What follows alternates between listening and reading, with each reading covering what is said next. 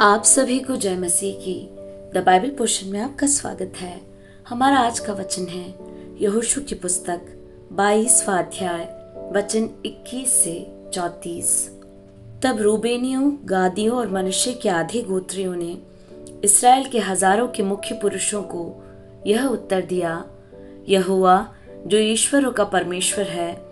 ईश्वरों का परमेश्वर यहोवा इसको जानता है, और इसराइली भी इसे जान लेंगे कि यदि यहोवा से फिर के या उसका विश्वासघात करके हमने यह काम किया हो तो तू आज हमको जीवित न छोड़। यदि आज के दिन हमने वेदी को इसलिए बनाया हो कि यहोवा के पीछे चलना छोड़ दें, या इसलिए कि उस पर होम बलि, अन्न बलि या मेल बलि चढ़ाए, तो यहोवा आप इसका हिसाब ले। परंतु हमने इसी विचार और मनसा से यह किया है कि कहीं भविष्य में तुम्हारी संतान हमारी संतान से यह न कहने लगे,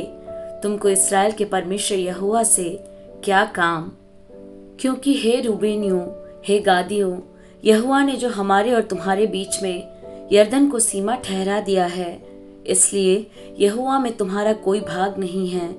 ऐसा कहकर तुम्हारी संतान हमारी संतान में से यहोवा का भय छुड़ा देगी। इसलिए हमने कहा, आओ हम अपने लिए एक वेदी बना ले, वह होम बलि या मेल बलि के लिए नहीं, परंतु इसलिए कि हमारे और हमारे बाद हमारे और तुम्हारे वंश के बीच में साक्षी का काम दे। इसलिए कि हम होम बलि, मेल बलि और बलिदान चढ़ाकर यहोवा के सम्मुख उसकी उपासना करें, और भविष्य में तुम्हारी संतान हमारी संतान से यह न कहने पाए कि यहोवा में तुम्हारा कोई भाग नहीं। इसलिए हमने कहा, जब वे लोग भविष्य में हमसे या हमारे वंश से यो कहने लगे, तब हम उनसे कहेंगे कि यहोवा की वेदी के नमूने पर बनी हुई इस वेदी को देखो, जिसे हमारे पुरखाओं ने होम बलि या मेल बलि के लिए नहीं बनाया, परंतु इसलिए बनाया था कि हमारे और तुम्हारे बीच में साक्षी का काम दे। यह हमसे दूर रहे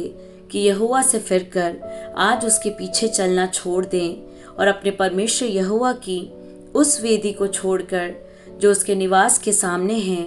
होम बलि और अन्न बलि या मेल बलि के लिए दूसरी वेदी बनाएं। रूबेनियों, गादियों और मनश्शे के आधे गोत्रियों की इन बातों को सुनकर पीनहास याजक और उसके संग मंडली के प्रधान, जो इसराइल के हजारों के मुख्य पुरुष थे, वे अति प्रसन्न हुए। और एलियाजार याजक के पुत्र पीनहास ने रूबेनियों, गादियों और मनश्शेइयों से कहा, तुमने जो यहोवा का ऐसा विश्वासघात नहीं किया, इससे आज हमने यह जान लिया कि यहोवा हमारे बीच में है, और तुम लोगों ने इस्राएलियों को यहोवा के हाथ से बचाया है। तब एलियाजार याजक का पुत्र पीनहास प्रधानों समेत रूबेनियों और गादियों के पास से गिलाद होते हुए कनान देश में इसराइलियों के पास लौट गया और यह वृत्तांत उनको कह सुनाया। तब इसराइली प्रसन्न हुए और परमेश्वर को धन्य कहा, और रूबेनियों और गादियों से लड़ने और उनके रहने का देश उजाड़ने के लिए चढ़ाई करने की चर्चा फिर न की। और रूबेनियों और गादियों ने यह कहकर, यह वेदी हमारे और उनके मध्य में इस बात की साक्षी ठहरी है कि यहोवा ही परमेश्वर है, उस वेदी का नाम ऐद रखा।